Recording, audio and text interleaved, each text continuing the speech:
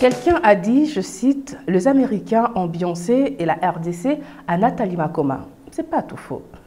Vous suivez au rendez-vous du savoir et nous parlerons aujourd'hui de l'un des meilleurs groupes gospel en Afrique. Le fait de ne pas bien maîtriser le lingala ne les a pas empêchés de devenir ambassadeurs de leur langue maternelle. Douma, Toutala, Martin, Pengani, Annie et Nathalie Makoma ont marqué toute une génération. Avec au total 3 albums qui ont donné naissance aux tubes qui ont marqué toute une génération, le Makoma abordait très souvent des thèmes tirés de la Bible. Par exemple, la chanson Mwinda se résume en ces quelques lignes. « Tu es le soleil qui brille dans mon cœur, c'est toi le créateur de toutes choses. Voilà pourquoi je ne peux vivre sans toi », tout en faisant référence bien sûr au passage de la Bible Jean 8, 12.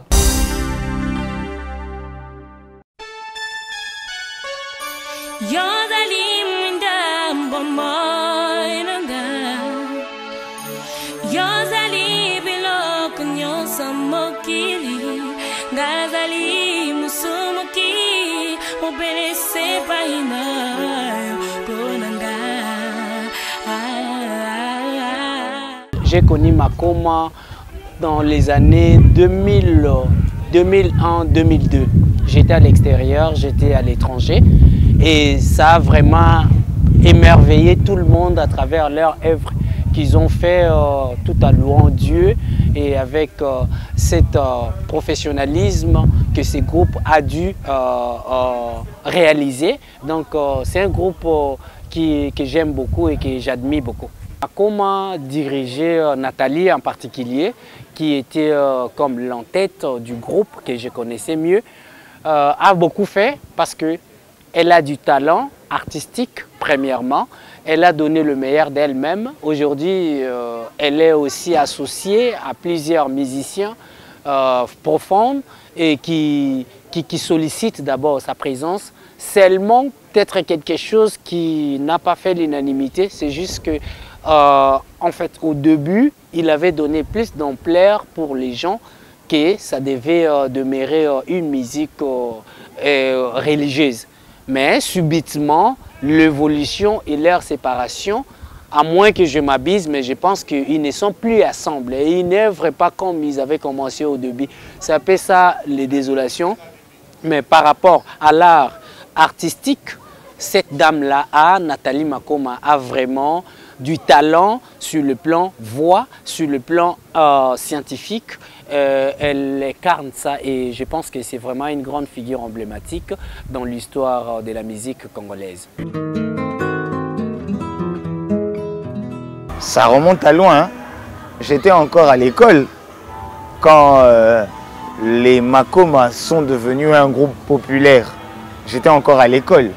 Donc résultat, je les appréciais à un niveau que vous ne pouvez pas imaginer. Je veux dire qu'ils ont amené un style de musique qu'on n'avait pas l'habitude d'entendre dans la musique chrétienne.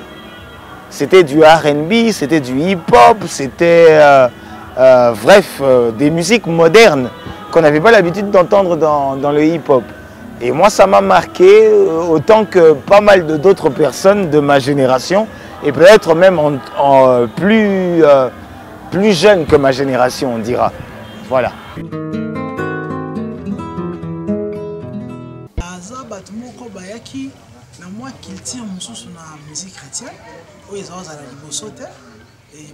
qui place dans la communauté chrétienne, précisément à Kinshasa. Ça la tournée africaine, la même dans la province, qui vraiment. Et à part ça, message n'a pas même qui tellement marqué parce que le premier message me marque ceux qui me marquent ils bien na qui sont massia et ceux qui vraiment en plaire na Katia Kinshasa et après on continue sur na chanson qui est belle et bananza me bazala vraiment béni à l'époque. Et à part ça sur le plan artistique qui na ba style oyo déjà à l'époque, ils ont vraiment été dans la musique chrétienne. Et au fur et à mesure, tout le monde a commis en pleurs dans la musique chrétienne, et rap, et afro-jazz, qui n'a pas un style un peu différent par rapport au Yotoye Baki du Bosso.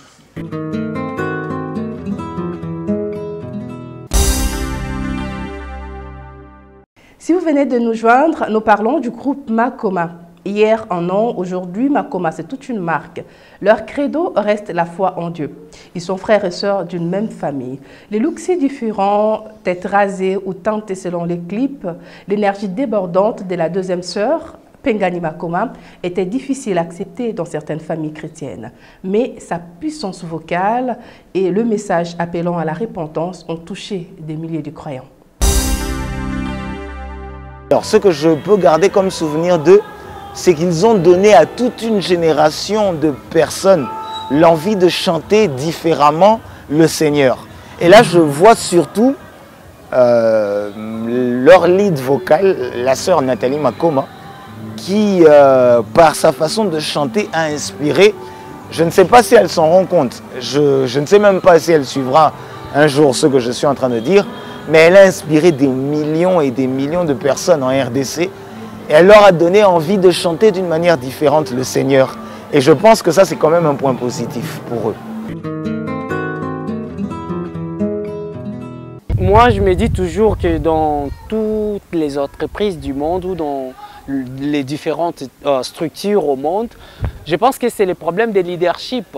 Parce que là, il y a toujours des points de divergence. Parce que ce qui se passe aujourd'hui, presque en République démocratique du Congo et peut-être partout ailleurs, c'est ce que lorsqu'on démarre une activité, lorsqu'on a un groupe, on doit désigner qui fait quoi. Et moi, je pense que si on a cette culture-là en nous, dans tous les aspects, ça risque de nous donner plutôt un accès à bien et vrai. Nathalie Makoma, il aura fallu bien préciser à l'opinion et dans leur groupe définir les préoccupations qu'elle assumait si elle était comme présidente du groupe.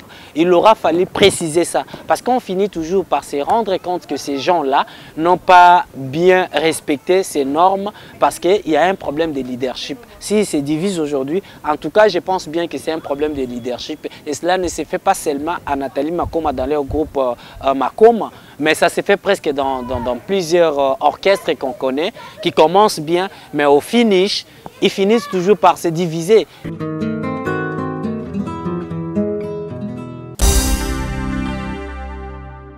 Connu au grand public grâce à la chanson Ye Ayebiyo, Yo Oyebiye du frère Aziza Pembele, l'accoutrement de Makoma dérangeait les plus endoctrinés. Car à l'époque où vous vous souvenez, le vêtement près de corps, make-up trop prononcé, cheveux teintés étaient guère tolérés dans les églises des réveils. Le Makoma existe toujours, malgré le départ de la sœur cadette Nathalie Makoma. Autre chose à ajouter, Patrick Badiné, le beau-frère de Makoma, fait partie intégrale de ce groupe depuis sa création. Je vous retrouve très prochainement, croyez-moi.